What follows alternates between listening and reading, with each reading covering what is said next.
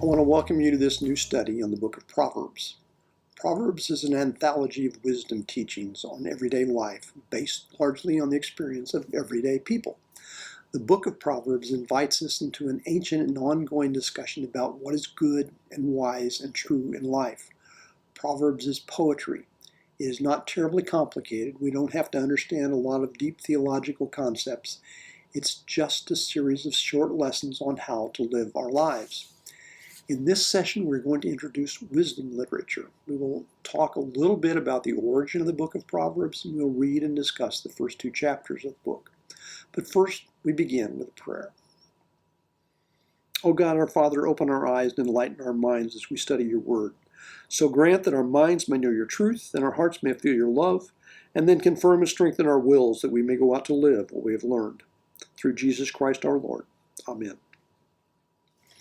So we're going to start with some of the mechanics of the class. This study is 8 weeks long. The first discussion session will be Sunday, May 22nd at 6 p.m. Once a week, usually early in the week, we will post a new pre-recorded session of the study on Northgate's website.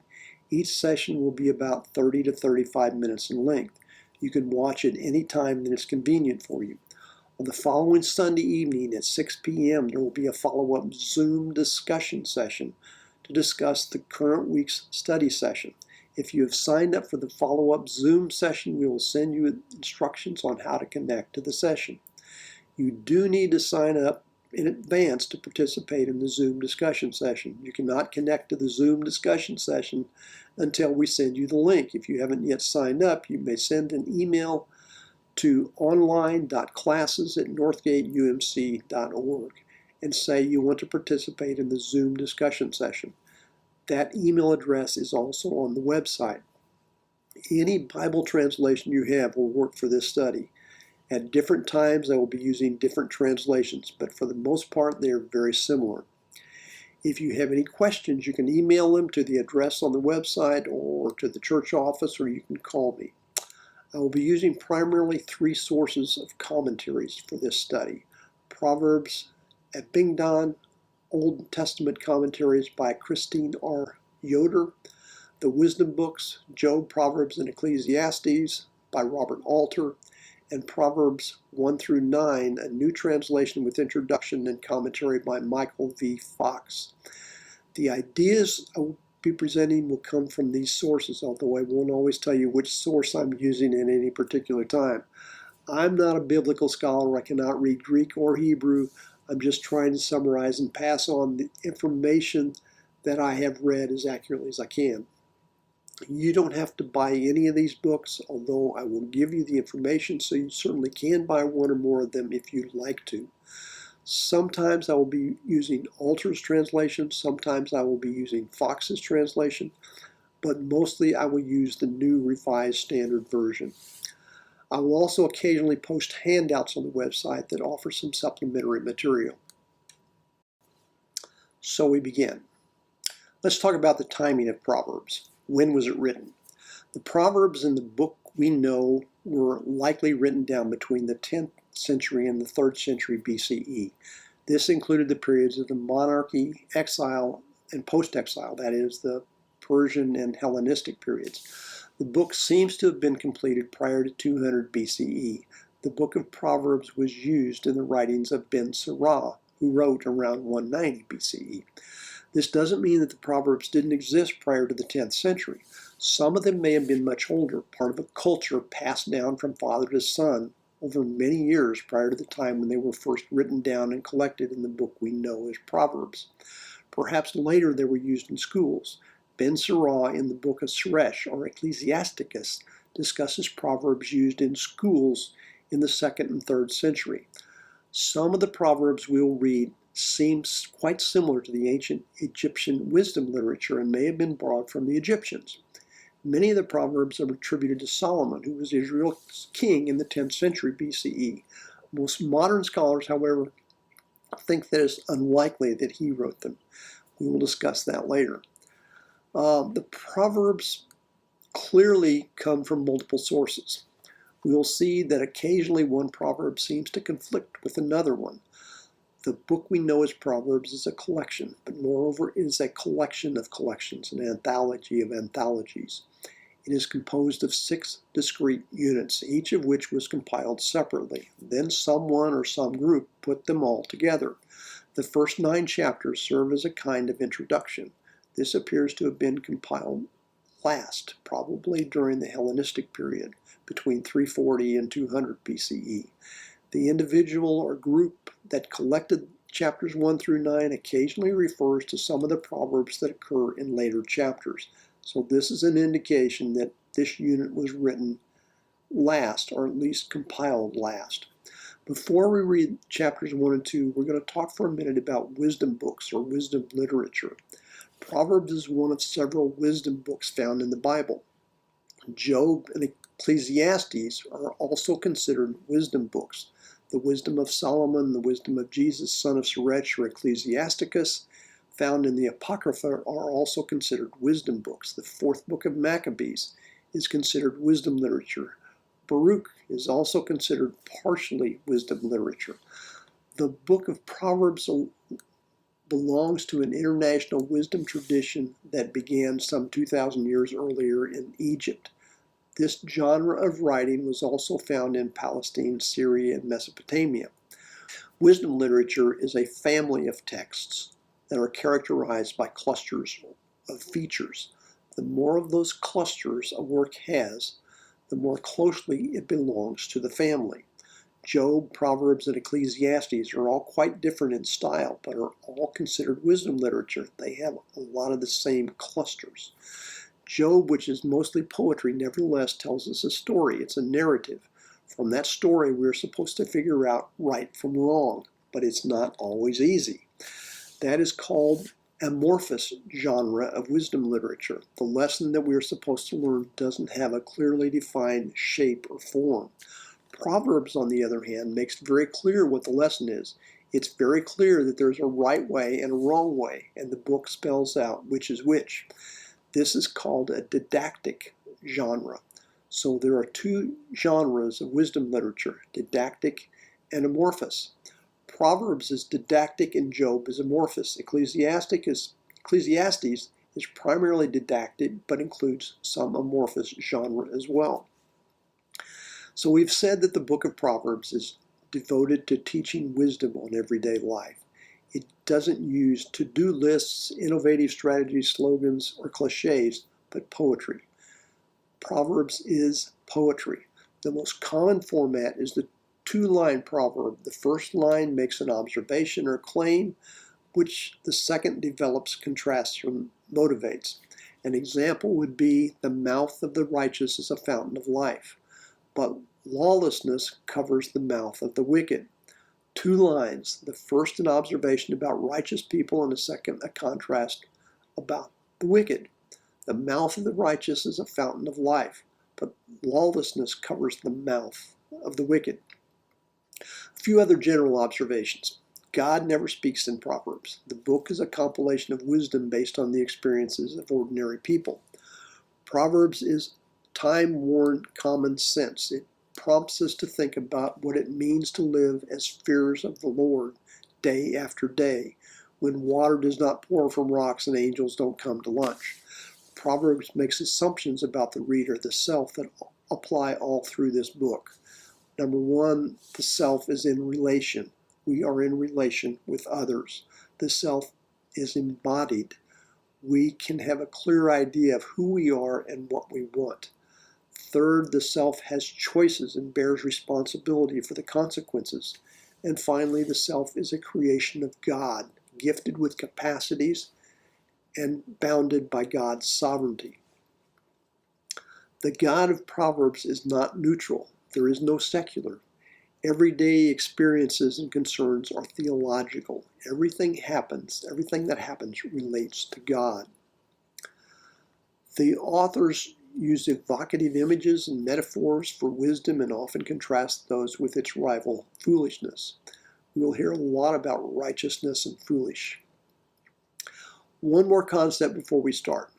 There are what Yoder calls thin and thick moral meanings. Thin or minimal, and thick, which is maximal moral meanings. Thin meanings are those which nearly everyone agrees on. Thick meanings may differ in different cultures or different circumstances. For example, everyone may agree that life is sacred. But what about abortions, or capital punishment, or war, or animal rights, or stand your ground castle doctrine? Everyone we know doesn't agree on all these issues. Proverbs primarily appeals to thin understandings, morality for everyone because it is distinctive to no one.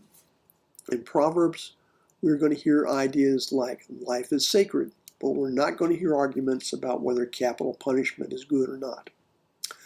So, thin, not thick. Let's begin with the first 7 verses of the first chapter of Proverbs. This is the prologue, the introduction to the book and to the chapter. Verse 1. The Proverbs of Solomon, son of David, king of Israel. For learning about wisdom and instruction, for understanding words of insight, for gaining instruction in wise dealing, righteousness, justice, and equity, to teach shrewdness to the simple, knowledge and prudence to the young. Let the wise too hear and gain in learning, and the discerning acquire skill. To understand a proverb and a figure, the words of the wise and their riddles. The fear of the Lord is the beginning of knowledge. Fools despise wisdom and instruction. At the very beginning, we have the attribution of these proverbs to Solomon. We read that one again. The Proverbs of Solomon, son of David, king of Israel. So these first 9 chapters are all attributed to Solomon. Verses 2 through 4 and verse 6 are a series of infinitive phrases that are quite untypical of literary syntax in the Bible.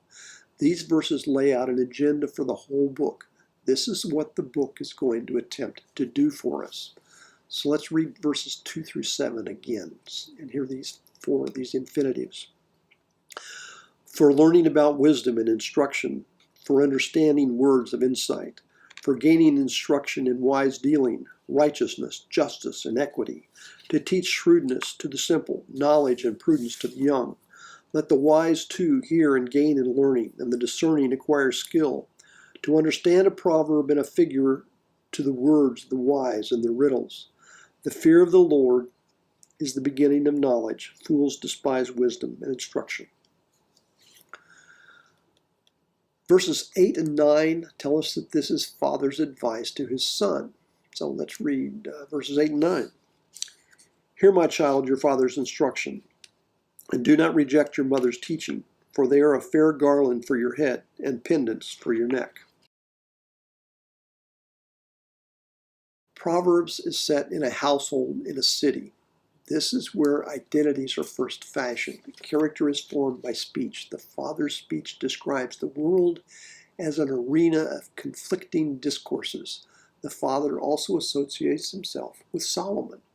The father primarily appeals for attention and obedience. He is going to use words like listen, hear, keep, bind, attend, discipline, commandment, teaching, my words.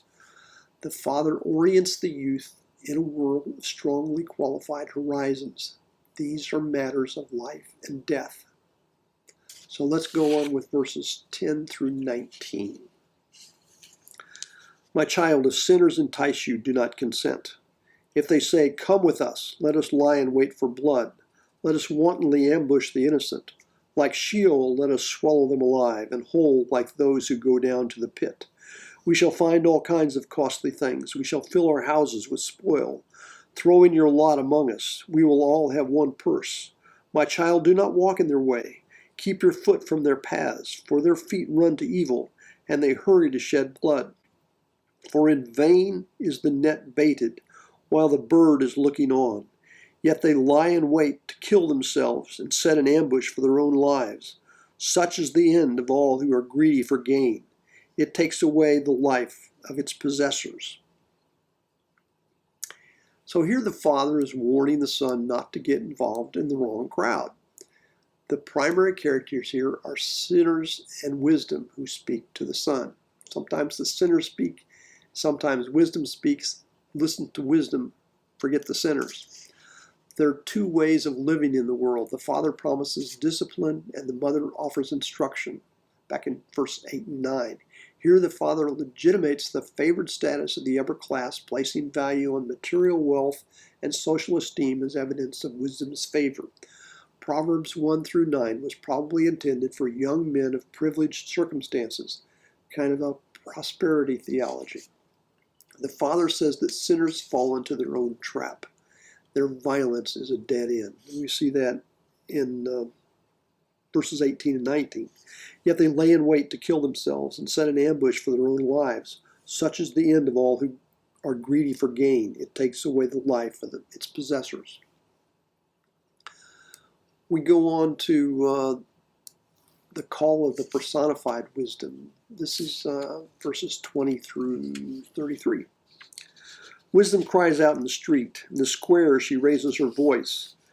At the busiest corner she cries out. At the entrance of the city gates she speaks. How long, O simple ones, will you love being simple? How long will scoffers delight in their scoffing, and fools hate knowledge? Give heed to my reproof. I will pour out my thoughts to you. I will make my words known to you, because I have called you, and you refused, have stretched out my hand, and no one heeded. And because you have ignored all my counsel, and would have none of my reproof. I will laugh at your calamity. I will mock when panic strikes you. When panic strikes you like a storm, and your calamity comes down like a whirlwind. When distress and anguish come upon you. Then they will call upon me, but I will not answer. They will seek me diligently, but will not find me, because they hated knowledge and did not choose the fear of the Lord, would have none of my counsel, and despised all my reproof. Therefore they shall eat the fruit of their way, and be sated with their own devices. For waywardness kills the simple, and complacency of fools destroys them. But those who listen to me will be secure, and will live at ease without dread of disaster. So wisdom here is personified as a woman. It's Lady Wisdom, or Woman Wisdom. Wisdom is the one who cries out, raises her voice, speaks. Disaster awaits those who refuse her instruction. The simple love simplicity. They cling to the notion that ignorance is bliss, but disaster awaits those who refuse to listen. Scoffers reap what they sow. This is similar to prophetic judgment speech that we've seen probably in other places. A dominant view of the Romantic period was that maturity is found by probing independently and inwardly for the real me. Proverbs challenges this notion of maturity. The youth matures in relation. Community forms the youth. The elements we try to sweep away to find the true self are in fact the bedrock of our identities. The company we keep matters. Proverbs therefore emphasizes obedience to authority. In modern times, doubt becomes our most important intellectual activity. Hence, we tend to suspect authority. The parent knows that anyone, including his own children, may be enticed to cross the line. Proverbs 1 is loaded with language about emotion, greed, love, delight, hate, terror, distress, and anguish. We notice that the crisp, modern Western distinction between rational and emotional is missing in Proverbs. We don't hear much about rational in Proverbs. Let's go on to the second chapter of Proverbs. Chapter 2 describes the search for wisdom as a collaborative effort between humans and God. Parents have the responsibility to teach. The young must be totally receptive. God grants wisdom and protects its recipients. So we start with an if-then series. The first 4 verses in chapter 2 tell us if you seek wisdom. So let's read verses 1 through 4.